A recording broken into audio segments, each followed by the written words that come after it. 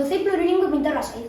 Imos aproveitar que estamos no mes do Entroido para disfrazarnos de científicos e explicarnos con nosas palabras un tema que estivemos a estudar na clase e que ten que ver con este mes no que estamos. Sí, xa estamos no mes de febreiro, mas este mes non ten 28 días como de costume. Este mes, como sabedes, ten 29 días. Cando é así, dicimos que unha non é sexto. Pero por qué?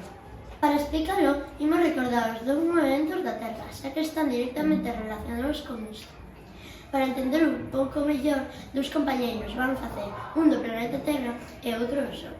Imos representar o Sol un pouco máis grande porque en realidade ese diámetro mide unhas 100 veces máis que da Terra. Como xa sabedes, a Terra ten movimento de rotación e o movimento de translación.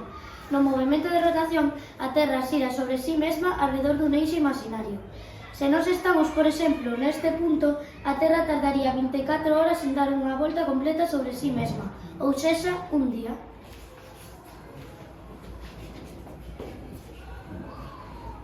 O movimento de translación consiste en que a Terra xira alrededor do Sol, dando lugar ás 4 estacións. Pero aquí é onde se produce este cambio no calendario. Isto debese a que un ano ten 365 días, pero a Terra precisa para dar unha volta completa exactamente 365 días e 6 horas. Agora chegamos a un problema. Se o calendario marca 365 días, que faceremos con esas 6 horas a máis? Pois ben, esta solución é da seguinte forma: se cada ano ten 6 horas máis, o conxunto de 4 anos forma 24 horas máis, o sea, un día.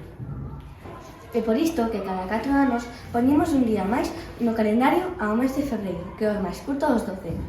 Pasa de ter 28 días a ter 29, como ocorre neste ano 2024. Así que hai 4 anos, en 2020, tamén foi ano bisexto, e dentro de outros 4, en 2028, será bisexto outra vez. Esperamos que a nosa explicación servira para que teñades un poquinho máis claro. Lembrade e disfrutar do galego todos os días do ano.